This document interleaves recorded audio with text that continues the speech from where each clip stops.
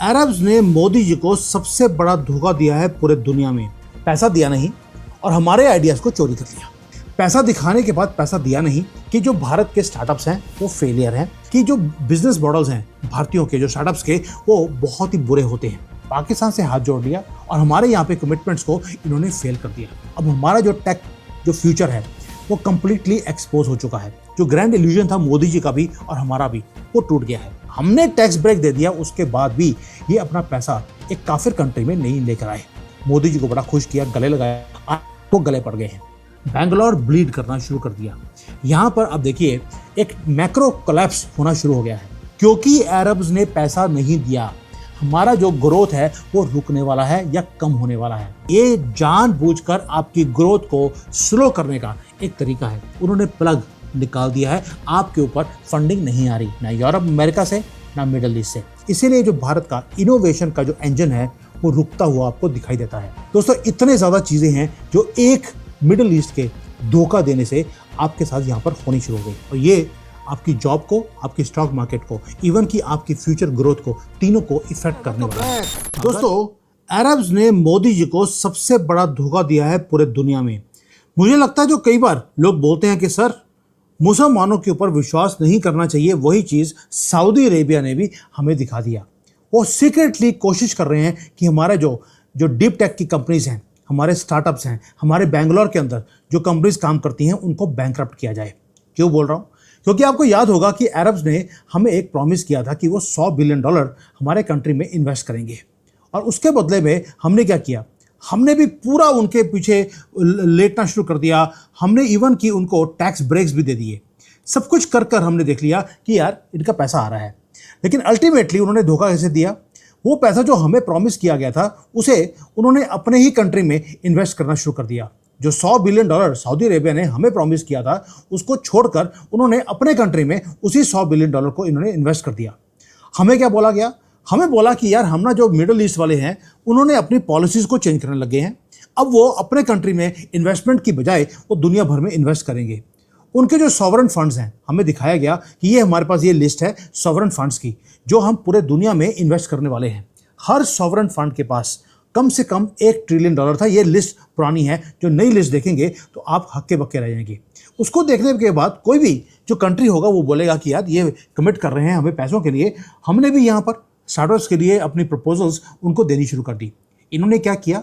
हमारी प्रपोजल्स लेने के बाद, हमारा जो स्टार्टअप्स है उसमें हम क्या काम करने वाले हैं, वो सारा आइडियाज लेने के बाद इन्होंने अपने ही लेवल पर अपने कंट्री में उसके ऊपर काम करना शुरू कर दिया। पैसा दिया नहीं और हमारे आइडियाज को चोरी कर लिया। ये है इनका इकोसिस्टम। दोस्तों, अब आप देखिए कहां से कहानी शुरू हुई थी। कहानी शुरू हुई थी कि $100 बिलियन सऊदी अरेबिया हमारे कंट्री में लगाएगा, लेकिन अब ये क्या कर रहे हैं? क्वाइटली इन्होंने जो भारत का स्टार्टअप इकोसिस्टम है उसे चोक करना शुरू कर दिया। पैसा दिखाने के बाद पैसा दिया नहीं। हमारे जो स्टार्टअप्स हैं वो ऑलरेडी पैसा लगा चुके थे, तो हमारे लिए ये डेथ वारंट अब बनना शुरू हो गया। अब आप बोलेंगे यार कि अगर उन्होंने पैसा नहीं दिया तो हम अपना पैसा क्यों नहीं लगा रहे? वो बताऊंगा बाद में कि हम अपना पैसा क्यों लगा नहीं पा रहे। दोस्तों, उसका रीज़न है 2-3 चीज़ें हैं। एक तो 2 झूठ हैं हमारी मीडिया बताती है। जो हिंदू है उसकी सबसे बड़ी प्रॉब्लम क्या है? उसे आप झूठ बोलते रहिए, वो खुश रहेगा, लेकिन आपको सच सच बताना शुरू कर दीजिए, इमीडिएटली बोलना शुरू कर देगा यार आप तो ना भारत के खिलाफ बोल रहे हैं। ऐसा नहीं है दोस्तों। 2 झूठ ऐसे हैं। एक तो ये बोल दिया हमें कि जो भारत के स्टार्टअप्स हैं, ये आहिस्ता आहिस्ता हमारी मीडिया ने फीड किया हमारे दिमाग में कि जो भारत के स्टार्टअप्स हैं वो फेलियर हैं। वो फेल इसलिए होते हैं क्योंकि एक तो वो ग्रेडी हैं। फाउंडर्स को जब पैसे मिलते हैं वो पहले अपने घर बनाने लग जाते हैं, बिजनेस के ऊपर वो ध्यान देते नहीं हैं। और दूसरा क्या है कि जो बिजनेस मॉडल्स हैं भारतीयों के, जो स्टार्टअप्स के, वो बहुत ही बुरे होते हैं। अब दूसरी चीज़, ये तो हो गया पहला झूठ। दूसरा झूठ ये है कि हमारा जो इंडियन इकोनॉमी है वो एक अनस्टॉपेबल बुलेट ट्रेन की तरह वो आगे जाती जा रही है। दोस्तों, दोनों के दोनों वो मिथ्स हैं, वो झूठ हैं, क्योंकि कोई भी इकोनॉमी वो अनस्टॉपेबल वे से आगे नहीं बढ़ सकती। अब आज मैं आपके सामने जो ग्रेटेस्ट प्रॉमिस है, जो ब्रेक हो चुका है मॉडर्न इंडियन इकोनॉमिक हिस्ट्री में, उसके बारे में बात करेंगे। और जो ये झूठ है हमारी मीडिया बताती है, इसके बारे में बात करूंगा। और हम अपना पैसा क्यों नहीं लगा रहे, वो एंड में। अब एक चीज़ है, एक जो होता है जो चैम्बर ऑफ कॉमर्स है, उन्होंने बोलना शुरू कर दिया इंडिया राइजिंग। यही बात इन्होंने वाजपेयी के टाइम पे भी इंडिया राइजिंग की बात करी थी। लेकिन जब कांग्रेस की गवर्नमेंट आती है तो इंडिया राइजिंग की बात नहीं करते, तब तो बस माताजी, पिताजी और जीजा जी इसके बारे में बात होती है, या 2G 5G ये सारे जी जो हैं इनके बारे में बात होती है। अब मोदी जी आए। मोदी जी के आने के बाद रियलिटी क्या आ गई कि जो अरब्स के सॉवरेन वेल्थ फंड्स थे उन्होंने अब पहले पैसा दे दिया, दिखाया नहीं। अब वो जो भारत की जो राइजिंग इंडिया है, भारत का जो ग्रोथ स्टोरी है, उसको डीरेल करने में लगे हैं। पाकिस्तान से हाथ जोड़ लिया और हमारे यहाँ पे कमिटमेंट्स को इन्होंने फेल कर दिया। जितने भी इन्होंने प्लेजेस इन्वेस्टमेंट्स के करे थे उन्होंने सारे खत्म कर दिए और खुद वही पैसे को इकट्ठा कर कर अपने कंट्री में लगाना शुरू कर दिया। दोस्तों, अब हमारा जो टेक जो फ्यूचर है वो कंप्लीटली एक्सपोज हो चुका है। हमारा मीडिया इन बातों के ऊपर कवर नहीं करेगा। ये बहुत स्टडी है जो 4-5 सालों की मैं पूरी मूवमेंट देखता हूँ, क्योंकि मैं करता हूँ फॉलो द मनी। मैं आपको बेशक बोलता हूँ, जब आप पैसे को फॉलो करेंगे कि हमें कमिटमेंट तो दे दिया 100 बिलियन का, लेकिन हमारे पास लगाया नहीं, वो गया कहाँ? जब देखा तो वो तो सऊदी अरेबिया ने अपने कंट्री में खुद ही लगा लिया है। और मिडिल ईस्ट के अंदर और क्या हो रहा है? एक तो हो गया कि पैसा डाइवर्ट कर लिया, दूसरा एक और चीज़ है कि जब भी वहाँ पर एक मिसाइल लॉन्च होती है, वो रेड सी में हो या जो स्ट्रेट ऑफ हॉर्मुज है वहाँ पर हो, तो डायरेक्टली जो फंडिंग है नॉट ओनली फ्रॉम अरब्स या दुनिया भर में भी जो फंडिंग है बेंगलोर के अंदर स्टार्टअप्स में, वो भी फ्रीज हो जाती है। अब 4-5 चीज़ें हैं इसके आसपास जो बताऊंगा आपको कि बेंगलोर क्यों टारगेट किया जा रहा है और वो नीचे क्यों आ रहा है। दोस्तों, एक ग्रैंड इल्यूजन है, प्रोमिसेस ब्रेक हुई हैं। जो ग्रैंड इल्यूजन था मोदी जी का भी और हमारा भी, वो टूट गया है। वो कैसे? 2017 से लेकर 2019 सऊदी अरेबिया ने पब्लिकली बड़ी बार बोला, अबू धाबी का जो इनका इन्वेस्टमेंट बैंकर्स हैं, उनका जो इंटरनेशनल इन्वेस्टर है नेशनल इंफ्रास्ट्रक्चर फंड, इन्होंने प्रॉमिस किया हमारे यहाँ पर वो फंडिंग करेंगे, हमारे इंफ्रास्ट्रक्चर के अंदर वो फंडिंग करेंगे, स्टार्टअप्स के अंदर वो फंडिंग करेंगे। क्या बोल दिया उन्होंने कि आप लिमिटलेस जो ग्रोथ लेके आ रहा है भारत, आप लेके आते रहिए, हमारा लिमिटलेस पैसा आपके पास आता रहेगा। ये हमें प्रॉमिस किया गया, हम भी लगे रहे कि ग्रोथ लेके आनी है। लेकिन हम इतने डेस्परेट हो गए उस मनी के लिए कि हमने इवन कि सऊदी अरेबिया का जो पब्लिक इन्वेस्टमेंट फंड है, जिसको बोला जाता है PIF, मैंने पहले आपको स्लाइड दिखाया था, हमने उन्हें 10 साल का टैक्स हॉलिडे भी दे दिया ताकि उनका पैसा हमारे पास आता रहे। लेकिन उन्होंने अपने प्रॉमिसेस को पूरा नहीं किया। हमने टैक्स ब्रेक दे दिया, उसके बाद भी ये अपना पैसा एक काफिर कंट्री में नहीं लेकर आए। एक तो है ये चीज। दूसरा, बिहाइंड क्लोज डोर्स एक काम और हुआ कि जो गल्फ है उन्होंने पैसा देने की बजाय 2021 के बाद, पहले कोविड का उन्होंने बहाना ले लिया, उसके बाद बोल दिया कि ईरान का वॉर है। 2021 से लेकर 2026 सऊदी अरेबिया का जो PIF है, वही इन्वेस्टमेंट फंड, उन्होंने बाहर देखने की बजाय, बाहर इन्वेस्टमेंट्स करने की बजाय, आपको मालूम है कितना पैसा उन्होंने अपने कंट्री में लगाया? $199 बिलियन अपना डोमेस्टिक जो सऊदी अरेबिया के अपने प्रोजेक्ट्स हैं उसके अंदर इन्होंने पैसे को डाइवर्ट कर लिया। और सिर्फ एक महीने के अंदर, पिछले एक महीने में उन्होंने $100 बिलियन और ज़्यादा कमिट कर दिया है अपने डोमेस्टिक AI इंफ्रास्ट्रक्चर के ऊपर और स्टार्टअप्स के ऊपर। वो एक फोर्ट्रेस को क्रिएट कर रहे हैं अपने कंट्री के अंदर। वही पैसा जो हमें प्रॉमिस किया गया था, उसी पैसे को वो अपने कंट्री में वो यूज़ करना शुरू कर दिया। लीवरेज कहाँ गई? पहले तो बोलते थे कि हमें भारत में आना है, मोदी जी को बड़ा खुश किया, गले लगाया, आज वो गले पड़ गए हैं। ये हो गया दूसरा पॉइंट। तीसरा, एक और चीज़ है, 2026 आया, उसके अंदर एक ब्रेकिंग पॉइंट आ गया जब मिसाइल्स ईरान से घूमनी शुरू हो गई, कभी रेड सी में और कभी बाकी जगह पर। जो ग्लोबल शिपिंग लेन्स हैं वो पैनिक करने शुरू कर दिए, शिप्स को डाइवर्ट करना पड़ा, उसके कारण जो कॉस्ट है, फ्रेट कॉस्ट, वो बढ़नी शुरू हो गई। दोस्तों, जब वाइटल शिपिंग लेन्स जब ब्लॉक होती हैं एक एक्टिव वॉर जोन के अंदर, तो उसके कारण थोड़ा सा जो मनी है वो डरना शुरू हो जाता है। जो गल्फ के कंट्रीज हैं वो टेरिफाइड थे, उन्होंने अपने ऑयल की प्राइसेस राइज होती हुई देखी उन्होंने, लेकिन उनकी जो अपनी नेशनल सिक्योरिटी की कॉस्ट है वो भी बढ़नी शुरू हो गई। उनका अपना सप्लाई चेन, तेल तो निकाल रहे हैं लेकिन बेचने के लिए उनकी शिप्स बाहर निकल नहीं पा रही, तो उनका जो सर्वाइवल है वो स्काई रॉकेट हो गया। यानी कि तेल की प्राइस बढ़ी है तो इनकी अपनी जो लाइफ की कॉस्ट ऑफ लिविंग है वो भी बढ़ गई, और तेल बेचने की जो प्राइस है वो भी बढ़नी शुरू हो गई। उसके कारण क्या हुआ?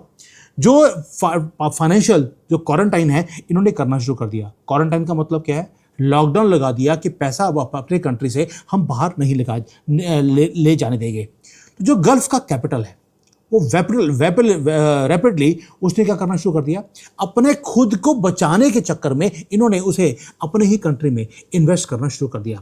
पैसा उनके पास पड़ा है, अब वो रियाद को, अबू धाबी को, दुबई को बचाने में उस पैसे को वो खर्च कर रहे हैं। पैसा जो भारत में आना था कहाँ जा रहा है, वो जा रहा है अमेरिका की जेब में, क्योंकि वहाँ से इनको हथियार खरीदने पड़ते हैं। अब बेंगलोर कैसे ब्लीड कर रहा है भी, अगर वहाँ पर अगर मिसाइल चल रही हैं। इमीडिएट जो कैजुअलिटी है वो है भारत के स्टार्टअप्स।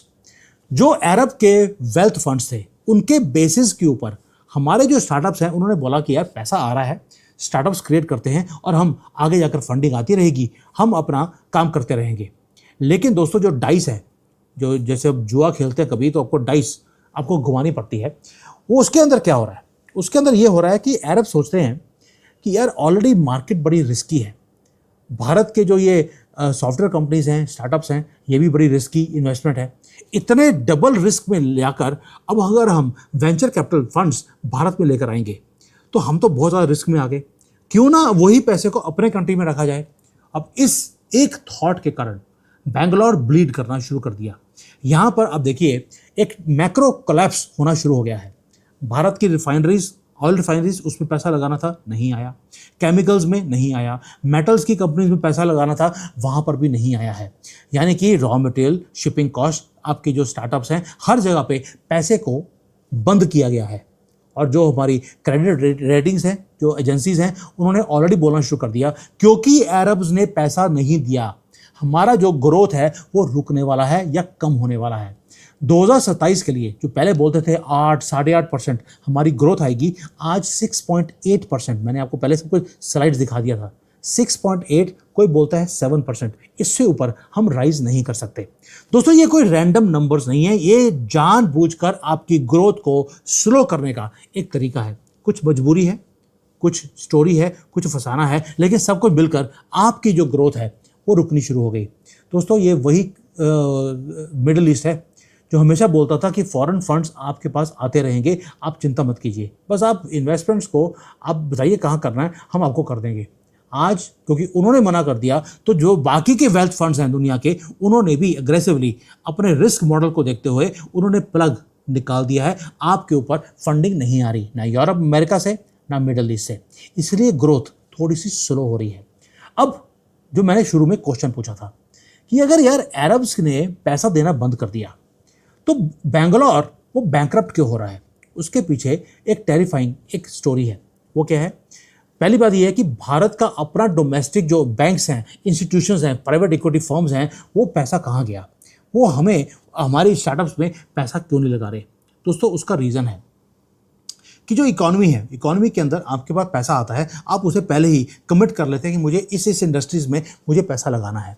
किसी स्टार्टअप को अगर सपोजिंग 100 करोड़ रुपए चाहिए, हमारे स्टार्टअप्स ने बोला कि आपको 75 करोड़ रुपए वहाँ से आ रहे हैं, 25 आप मेरे से ले लीजिए, मेरे पास इससे ज़्यादा देने के लिए है नहीं।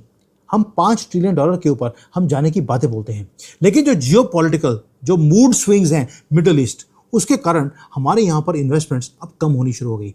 किसी को 100 करोड़ रुपए चाहिए, हमारी कंपनीज तो 25 दे सकती हैं, लेकिन 75 बाहर से आना पड़ेगा। वो ना अमेरिका से आ रहा है, ना मिडिल ईस्ट से आ रहा है। इसके कारण अगर हमारे वेंचर कैपिटल फंड्स अगर पैसा दे भी देंगे, उससे घर पूरा नहीं होता। इसलिए जो भारत के सॉवरेन वेल्थ फंड्स हैं, वो उतना ज़्यादा वेट नहीं है उनका जितना कि मिडिल ईस्ट के फंड्स का था। इसीलिए आज की डेट में क्या हो रहा है, उन्होंने धोखा दिया। ये नहीं है कि हमारी कंपनीज ने धोखा दिया है, लेकिन हमारी कंपनीज उतना पैसा नहीं दे पा रही है। हमने भी आउटसोर्स कर लिया था अपनी फाइनेंशियल अंडरराइटिंग का गल्फ के ऊपर। हमने मॉर्गेज किया किस चीज़ को, हमारे जो स्टार्टअप्स हैं, हमने बोल दिया आपको कि आपके पास फंड्स आते रहेंगे, आप चिंता मत कीजिए। आज अरब्स ने जो है कभी वॉर का नाम, कभी कोविड का नाम, कभी अपनी खुद की मजबूरी दिखाते हुए उन्होंने अपनी प्रोमिसेस को ब्रेक करना शुरू कर दिया। इसीलिए जो भारत का इनोवेशन का जो इंजन है वो रुकता हुआ आपको दिखाई देता है। अब प्रूफ, मैं हमेशा बोलता हूँ डोंट टेक माय वर्ड, बहुत रिसर्च के बाद ये वीडियोस बनाता हूँ आपके लिए। अब 3 कॉन्क्रीट डेवलपमेंट्स हैं जो मुझे लगता है नहीं होंगी अगले 6 महीने में, तो पता लग जाएगा आपको। अगर तो हो गई तो बल्ले बल्ले है, अगर नहीं हुई तो जो बता रहा हूँ वही होगा। पहली बात यह है कि जो सऊदीज़ का जो PIF है, जो पब्लिक इन्वेस्टमेंट फंड है, या अबू धाबी का जो आदिया ADIA, अगर सडनली अनाउंस करते हैं कि भाई मैं $100 बिलियन मैंने कमिट किया था, ये लो $100 बिलियन मैं लगाता हूँ आपके स्टार्टअप्स के अंदर। अगर तो दिसंबर तक आ गया, मुझे पता है नहीं होगा, अगर आ गया तो सारा का सारा जो मैंने बताया आपको ये गलत हो जाएगा। ये नहीं होगा क्योंकि वो अपने कंट्री में पैसे को ऑलरेडी डाइवर्ट कर चुके हैं।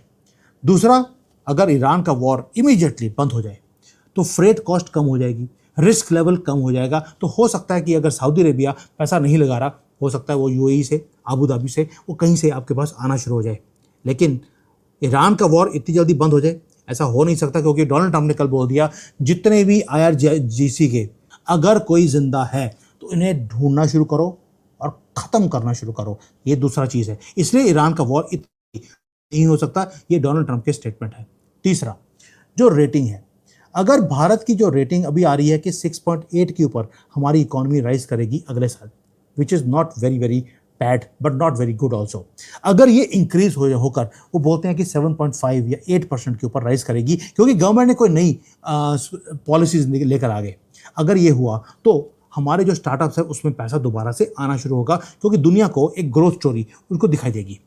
दोस्तों, अगर ये सारे काम जो मैं बताएं आपको अगर नहीं होते तो आपको जो ग्रोथ स्टोरी है वो नीचे आती हुई अगले साल आपको दिखाई देनी शुरू हो जाएगी। वैसे तो ऑलरेडी वो दिखनी शुरू हो गई है।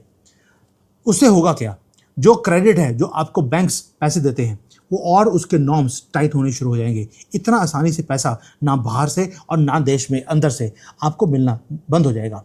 और उससे होगा क्या, जो टेक्नोलॉजी के जॉब्स हैं वो कम होने शुरू होंगे, जो न्यू स्टार्टअप्स हैं वो कम बाहर आएंगे, और ये एक ब्रूटल रिस्ट्रक्चरिंग हमें अपने देश में करनी पड़ेगी।